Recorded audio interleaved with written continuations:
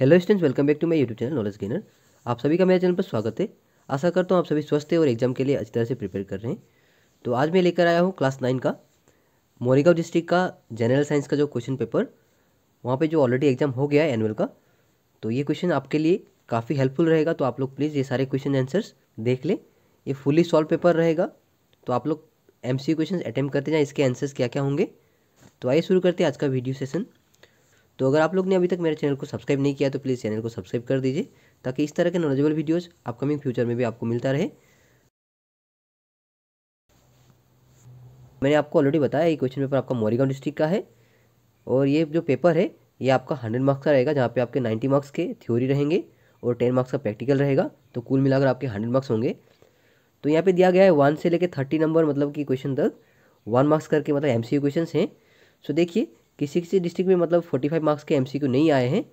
तो ऐसा नहीं है कि आप लोग के 40 मार्क्स के MCQ नहीं आएंगे, जरूर आएंगे MCQ। तो आप लोग प्लीज़ प्रिपेयर रहें MCQ के लिए। क्वेश्चन नंबर 1 में आपका which of the following is the correct chemical formula of potassium nitrate. इसका सही जवाब होगा आपका ऑप्शन बी, यानी कि KNO3। याद रखिएगा। तो आप लोग भी इसके आंसर्स गेस करते जाएं और आप लोग प्लीज़ मैच करें आंसर्स के साथ। क्वेश्चन नंबर 2 में आपका there are 2 atomic species X and Y such that, यहाँ पे X एंड Y 2 स्पेसिस दिए गए हैं जिनके प्रोटॉन एंड न्यूट्रॉन के वैल्यू दिए गए हैं। तो इस बिहाफ पर आपके क्वेश्चन इस प्रकार बना हुआ है कि विच of the following statement is true about X and Y। तो इसका सही जवाब होगा आपका, क्वेश्चन का करेक्ट आंसर होगा आपका ऑप्शन सी, यानी कि X and Y have different physical properties. याद रखिएगा, क्योंकि यहाँ पे न्यूट्रॉन का वैल्यू अलग अलग है, दैट मीन्स आपका क्या होगा, different physical properties. Question number 3 में आपका which of the following step is not involve in carbon cycle, यानी कार्बन साइकिल में कौन सा स्टेप फॉलो नहीं होता है। तो इसका सही जवाब होगा आपका ऑप्शन बी, यानी कि ट्रांसपीरेशन। क्वेश्चन नंबर 4 में है आपका from the given velocity time graph it can be inferred that the object is dash. यहाँ पे हमें एक डायग्राम दिया गया है जहाँ पे वेलोसिटी टाइम ग्राफ है। इस क्वेश्चन के आधार पर हमें एक आंसर सॉल्व करना है। तो यहाँ पे 4 ऑप्शंस दिए गए हैं। तो आप लोग प्लीज़ गेस करें इस क्वेश्चन का करेक्ट आंसर क्या होता है। अब देखिए, मैं आप लोग को पहले एक हिंट देना चाहता हूँ। जैसे कि मान लीजिए वेलोसिटी और टाइम ग्राफ में मतलब कि मान लीजिए जो आपका डिस्टेंस होगा वो इस तरह का मतलब कि स्ट्रेट लाइन होगा। तो इसका मतलब क्या होता है, यूनिफॉर्म मोशन होता है। याद रखिएगा। और अगर मान लीजिए सेम केस में क्या होगा कि ये मतलब कार्व लाइन, इस तरह कार्व लाइन है, या मान लीजिए इस तरह का कार्व लाइन है, तो ये क्या होता है, नॉन यूनिफॉर्म मोशन। अब इस केस में क्या होगा आपका, इसका मतलब इस क्वेश्चन में आपका क्या होगा, ऑप्शन है, यानी कि एट रेस्ट। यानी जब पैरेलल होता है तो क्या होता है, ये रेस्ट में होता है। क्वेश्चन नंबर 5 में आपका in which of the following cases of motions the distance moved and the magnitude of the displacement are equal. इस क्वेश्चन का करेक्ट आंसर होगा आपका ऑप्शन डी, यानी कि ओनली 1, यानी कि if an object is moving along a straight path. Question number 6 में आपका the inner lining of buccal cavity is form by a tissue called dash. तो इस क्वेश्चन का करेक्ट आंसर होगा आपका ऑप्शन है, यानी कि स्ट्रेटिफाइड स्क्वैमस एपिथेलियम। याद रखिएगा। क्वेश्चन नंबर 7 में है आपका mechanical energy of a body includes dash. तो आप लोग प्लीज गेस करें इस क्वेश्चन का करेक्ट आंसर क्या होगा। तो इस क्वेश्चन का करेक्ट आंसर होगा आपका ऑप्शन सी, यानी कि kinetic energy and potential energy.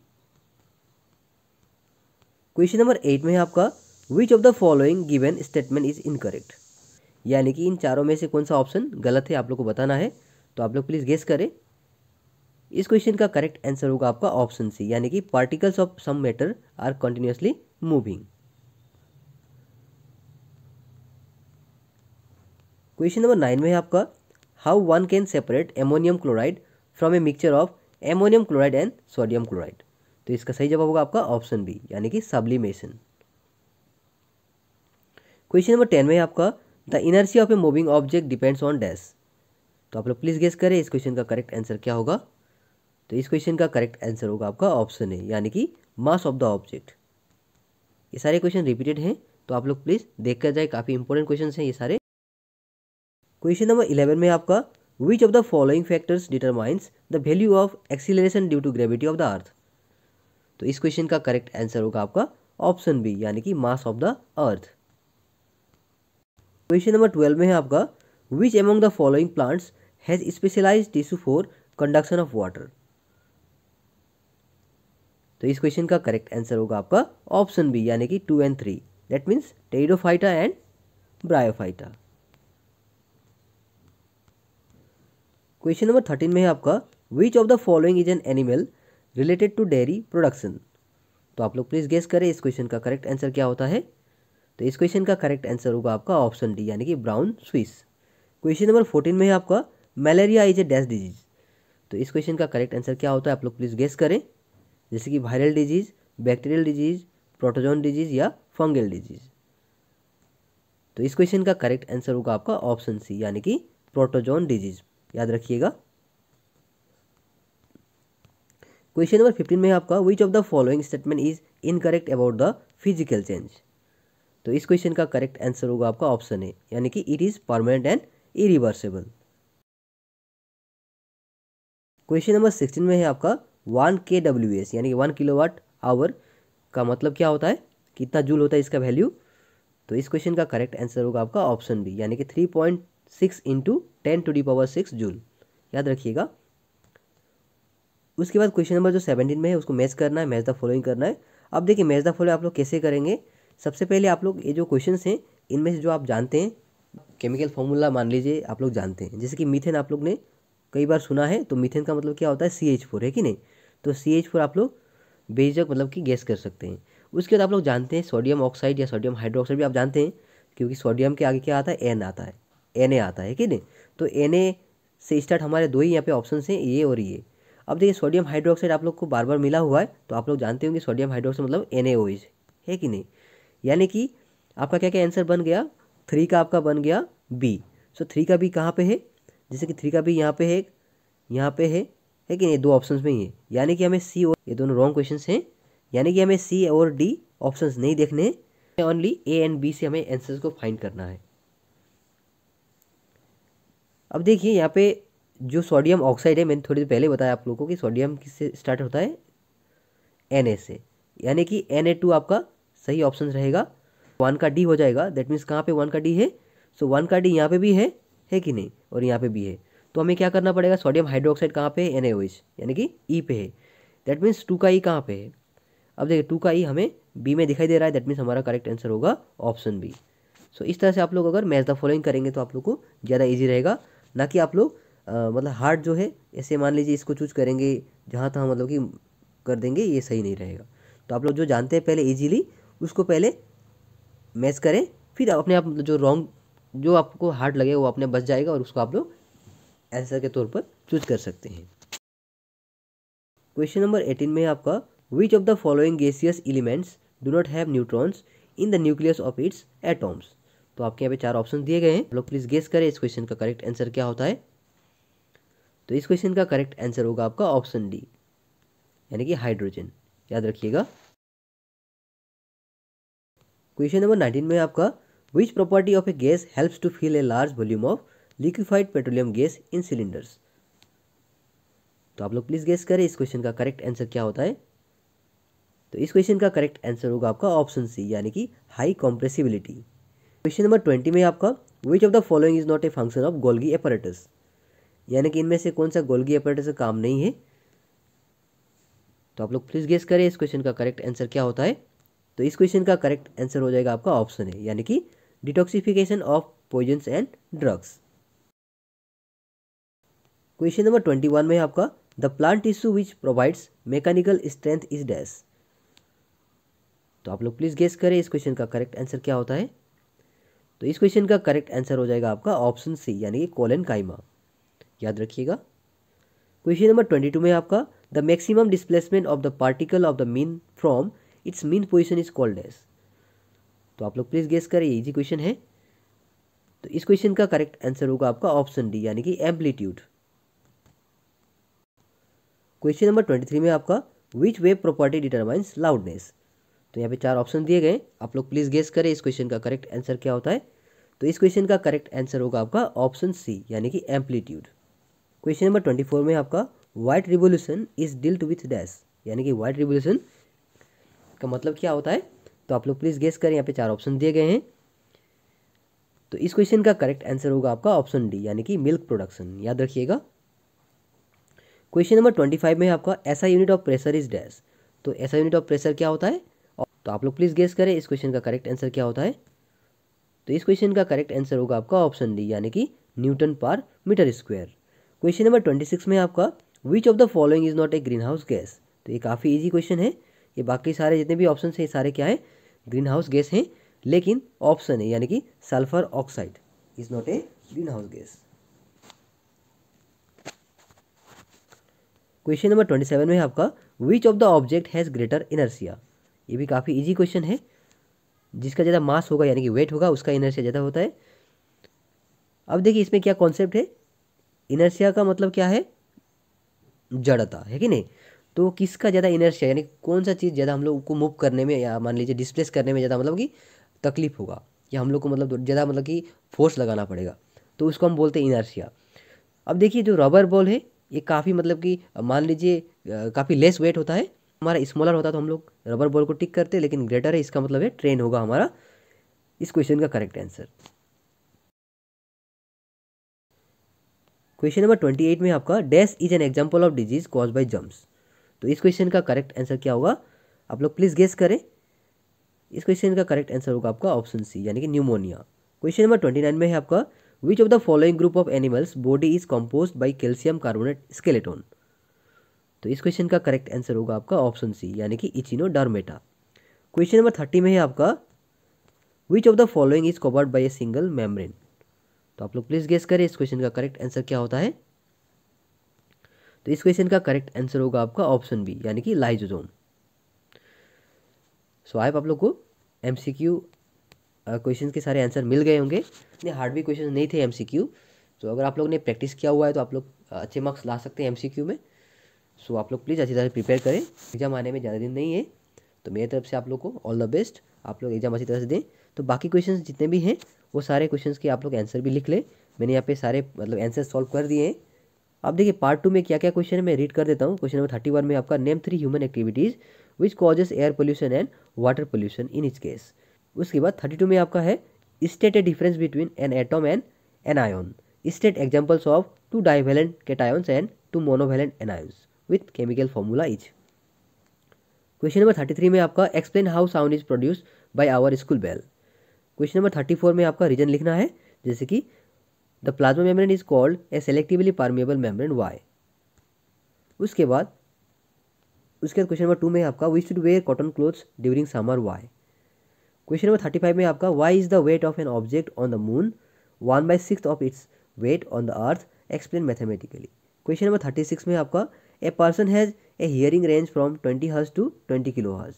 What are the typical wavelength of sound waves in air corresponding to these two frequencies. Speed of sound in air is 344 metre per second. उसके बाद अगला question है आपका 37 में mention two disease cause by bacteria. What are the different means by which infections disease are spread, explain. Question number 38 में आपका what is the nature of the distance time graphs for uniform and non uniform motion of an object, explain using figure. Question number 39 में आपका what is suspension, state two properties of suspension and colloids. उसके बाद question number 40 में आपका on the basis of Thomson's model of an atom, explain how the atom is neutral as a whole. उसके बाद question number 41 में आपका write the electronic configuration of any one pair of isotopes and isobars. Question number 42 में आपका calculate the molar mass of the following sentences, यानी कि ए और B में इनके मोलर मास लिखने हैं। जैसे कि HNO3 मतलब क्या है? नाइट्रिक एसिड, और CaCO3 मतलब कैल्शियम कार्बोनेट। क्वेश्चन नंबर 43 में आपका a train starting from a railway station and moving with uniform acceleration attains a speed 40 kilometre per hour in 10 minutes, find its acceleration. Question number 44 में आपका what are the basis of classification of organisms. उसके बाद question number 45 में आपका prove that F equal ma। ये 2 marks का question है। उसके बाद आपका अगला क्वेश्चन है 46 में state 2 characters of cardiac muscles.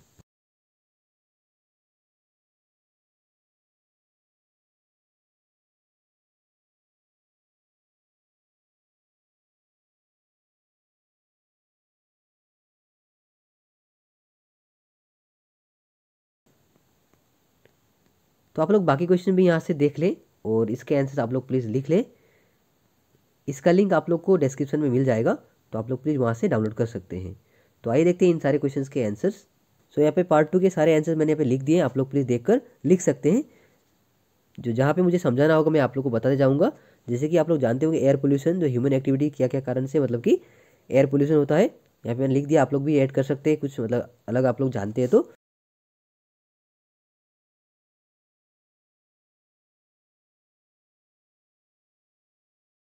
Number 30 में आपको बताया गया है कि एटम और आयन के बीच में डिफरेंस जो है वो लिखना है। उसके बाद डाइवैलेंट कैटायन और मोनोवैलेंट एनायन के बारे में भी लिखना है एग्जांपल के साथ, है कि नहीं। तो एटम मतलब क्या है? An atom is the fundamental unit of all matter. They are neutrally charged, not attracted to an electrical field. ये आपका एटम के बारे में है। An ion is an atom और molecule that has a net electrical charge. They are either positively charged और negatively charged, attracted to electrical fields according to their electrical charge. उसके बाद जो आपका डाइवैलेंट और मोनोवैलेंट आप लोग को पहले समझना होगा। डाइवैलेंट मतलब क्या है? जैसे कि कैल्शियम हो गया आपका डाइवैलेंट का एग्जांपल, मैग्नीशियम हो गया, बेरियम। अब देखिए इसमें आपको कॉमन क्या दिख रहा है? 2+ आप देख रहे होंगे शायद, है कि नहीं। अब देखिए divalent cations lose 2 valence electrons and attain a positive charge. The cation is denoted by superscript 2+ on the symbol of atom और ग्रुप ऑफ एटम्स। यानी कि क्या होता है, डाइवैलेंट में 2 वैलेंस इलेक्ट्रॉन लूज करते हैं और ये पॉजिटिव चार्ज गेन करते हैं, है कि नहीं। तो इसीलिए हम लोग सुपरस्क्रिप्ट में 2+ लिखते हैं। उसका जो मोनोवैलेंट है उसका एग्जाम्पल क्या होगा? क्लोराइड आयन, हाइड्रोक्साइड आयन, है कि नहीं। An atom that gains only 1 electron and acquires net negative charge is called as monovalent anion. याद रखिएगा, ये काफ़ी इंपॉर्टेंट क्वेश्चन है। सो आपको मतलब कि मान लीजिए शॉर्ट नोट आएगा तो आप लोग ये लिख सकते हैं। तो आप लोग को कॉन्सेप्ट क्लियर होना है मेनली, है कि नहीं। तो उसके बाद जो 33 नंबर क्वेश्चन में था कि हमें स्कूल बेल जो साउंड है वो क्यों सुनाई देता है, तो यहाँ पे मैंने लिख दिया आंसर, आप लोग प्लीज़ यहाँ से लिख सकते हैं। उसके बाद क्वेश्चन नंबर 34 में आपका था रीजन लिखना है, यानी कि प्लाज्मा मेम्ब्रेन को क्यों सेलेक्टिवली परमेबल मेम्ब्रेन बोलते हैं। Plasma membrane is called as selectively permeable membrane because it allows some material to pass through it and also regulates the movement of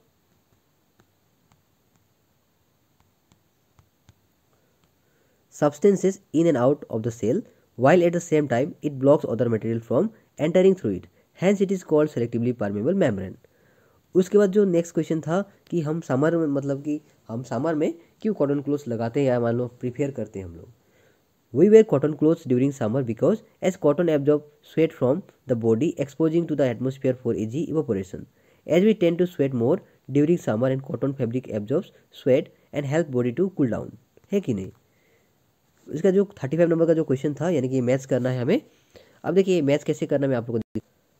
अब देखिए क्वेश्चन नंबर 35 में क्या था कि why is weight of an object on the moon 1/6 its weight on the earth.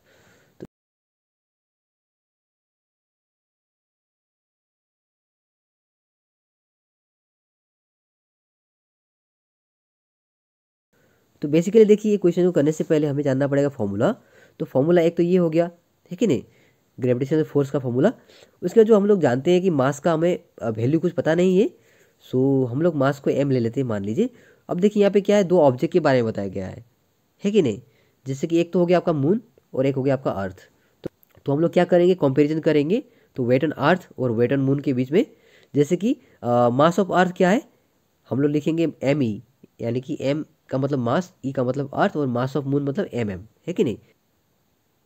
Mass of earth हमें as per book क्या दिया गया है, 5.98 इंटू 10⁻24 kg। उसी तरह मून का मास कितना है, 7.36 इंटू 10⁻22 kg, है कि नहीं। उसका जो अर्थ का रेडियस है वो है आपका 6.37 इंटू 10⁻6 एज पर बुक। और आपका रेडियस ऑफ मून कितना है, तो 1.74 इंटू 10⁻6। तो सारे हमें वैल्यू मिल गए। अब देखिए हमारा जो वैल्यू है, इस वैल्यू को हमें क्या करना है, एक फॉर्मूला हमारा जो वेट ऑन अर्थ WE जो है हमारा फॉर्मूला, है कि नहीं। इस फॉर्मूला का हमारा क्या बन जाएगा, अब देखिए जो वेट ऑन अर्थ है इसका फॉर्मूला हमारा ये बन जाएगा, जो कि हम लोग ने ऊपर जो फॉर्मूला था उसी से हमें ये बनाया है। उसी तरह वेट ऑन मून का भी फॉर्मूला पे बन जाएगा। अब हम लोग क्या करेंगे, दोनों फॉर्मूले में हम लोग कि mass of earth, mass of moon, radius of earth, radius of moon, तो हम लोग ये पुट करेंगे। अब देखिए हम लोग क्या करेंगे, ये दोनों जो वैल्यू मिल गए हमें उसकी हमें कंपैरिजन करेंगे। जैसे कि weight on moon and weight on earth क्या है, वेट ऑन मून कितना है और वेट ऑन अर्थ कितना है, हम लोग इसको सॉल्व करेंगे, है कि नहीं। तो वेट ऑन मून क्या था, हमारा फॉर्मूला ये बना था, और वेट ऑन अर्थ क्या बना था, हमारा ये बना था, है कि नहीं। दोनों मतलब जैसे कि आप लोग देख रहे होंगे क्वेश्चन में डिवाइड है, तो ये मल्टीप्लाई होने से क्या हो जाएगा, ये इसका मतलब रेसिप्रोकल हो जाएगा। अब देखिए उसके बाद हम लोग क्या करेंगे, जो हमारा जो वेट ऑन मून था डिवाइड बाई वेट ऑन अर्थ यानी कि WM/WE। वेट ऑन मून क्या मिला था हमें, ये मिला था। उसके बाद वेट ऑन अर्थ ये मिला था, है कि नहीं। अब ये दोनों को हम लोग क्या करेंगे, देखिए आप लोग, जैसे कि अब देखिए यहाँ पे डिवाइड साइन है यानी कि रेसिप्रोकल होगा। दैट मीन्स जो डिनोमिनेटर है ऊपर चला जाएगा। That means RE² divide by JMEM यानी कि जो मास ऑफ अर्थ है वो हमारा नीचे चला जाएगा। अब हम लोग क्या करेंगे, सॉल्व करेंगे। यहाँ पे G and G कैंसिल हो गया। उसके बाद आपका M और M कैंसिल हो गया। दैट मीन्स क्या बचा,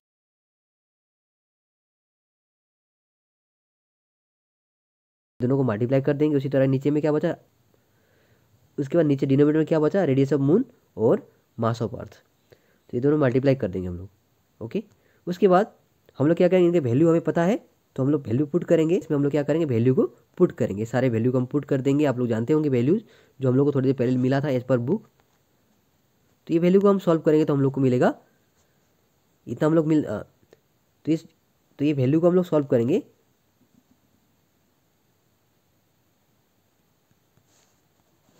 तो आप लोग देख सकते हैं वैल्यू को सॉल्व करने के बाद हमें क्या मिलेगा। अब देखिए इतना हमें मिल गया है कि नहीं। अब ये जो हम लोग का कैंसिल आउट करेंगे तो हम लोग को कितना मिलेगा, 1/6 मिलेगा। तो आप लोग सॉल्व करके देख लें। तो इसीलिए हम लोग बोल सकते हैं कि ये जो है तब प्रूव हो गया कि wait of an object on the moon is 1/6 of its weight on the earth. तो इस तरह से हम लोग इसको प्रूव कर सकते हैं। इसके बाद क्वेश्चन नंबर 36 में भी आपका न्यूमेरिकल दिया हुआ है, जैसे कि आप लोग क्वेश्चन देख सकते हैं। तो यहाँ पे क्या है, हमें एक चीज़ याद रखना पड़ेगा कि स्पीड ऑफ साउंड क्या होता है, वेवलेंथ इंटू फ्रीक्वेंसी। और हमारा यहाँ पे इस क्वेश्चन में निकालना है वेवलेंथ, यानी कि वेवलेंथ इधर आ जाएगा, मल्टीप्लाई में है। तो इसका मतलब क्या हो जाएगा, स्पीड ऑफ साउंड ऊपर चला जाएगा डिवाइड में, और फ्रीक्वेंसी नीचे आएगा। दैट मीन्स हमें यहाँ पे क्वेश्चन में दिया गया है स्पीड ऑफ साउंड कितना है, 344 मीटर पर सेकेंड, और फ्रीक्वेंसी कितना है, 20 हर्ट्ज, है कि नहीं। वेवलेंथ कितना हो जाएगा तब, 344 अपॉन में 20। जब इसको हम कैंसिल आउट करेंगे तो आपका बन जाएगा 17.2 मीटर, है कि नहीं।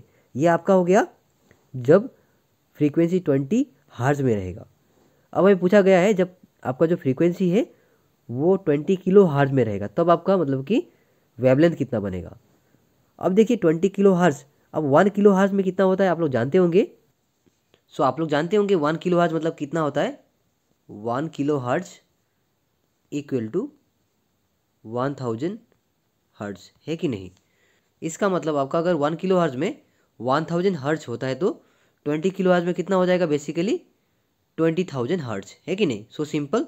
तो अगर हम लोग इसका वेवलेंथ निकालते हैं दैट मीन्स 344/20,000, है कि नहीं। तो इसको जब हम सॉल्व करेंगे तो आपका आंसर बनेगा 0.0172 मीटर। तो इस तरह से हम लोग इस क्वेश्चन को, इस न्यूमेरिकल को सॉल्व कर सकते हैं। काफ़ी इजी क्वेश्चन है, लेकिन यहाँ पे थोड़ा क्या ट्रिकी दिया गया है कि एक बार हमें फ्रीक्वेंसी 20 हर्ट्ज लेना है और एक बार 20 किलो हर्ट्ज। तो आप लोग प्लीज़ ये डाउट क्लियर करिए कि 1 किलो हर्ट्ज में कितना हर्ट्ज होता है, 1000 हर्ट्ज। सो आई होप आप लोग को समझ में आया होगा। ये काफ़ी इजी क्वेश्चन था।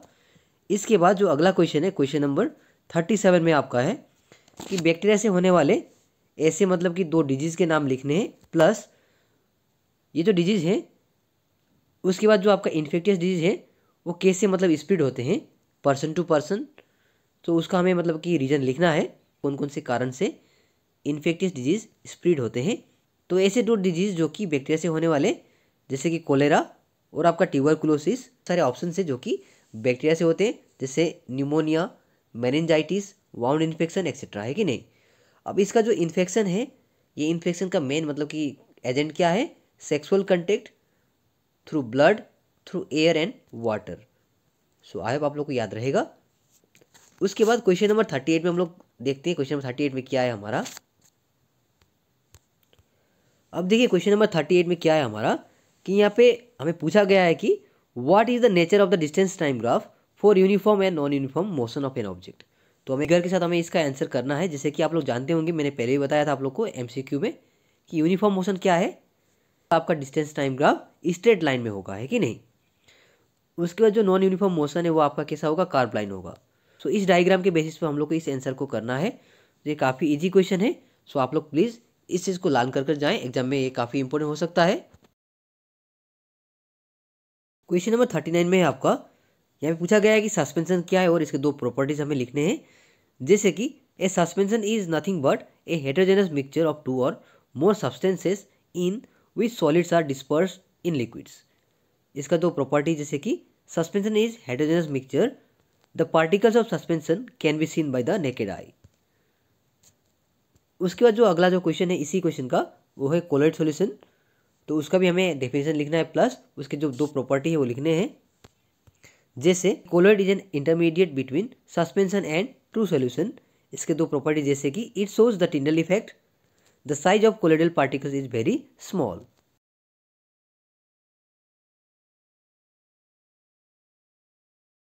तो आप लोग प्लीज़ बाकी क्वेश्चन के आंसर्स देख लें। तो जो भी आप लोग को डाउट मतलब लगता है आप लोग प्लीज़ कमेंट सेक्शन में बताएं। सो आप लोग प्लीज़ यहाँ से मतलब कि एक आंसर्स लिख सकते हैं और आप लोग इसका PDF डिस्क्रिप्शन से डाउनलोड कर सकते हैं। तो प्लीज़ आप लोग डिस्क्रिप्शन में जाकर चेक करें, वहाँ पे मैं लिंक इसका दे दूँगा। तो आप लोग प्लीज़ क्वेश्चन आंसर सारे लिख लें।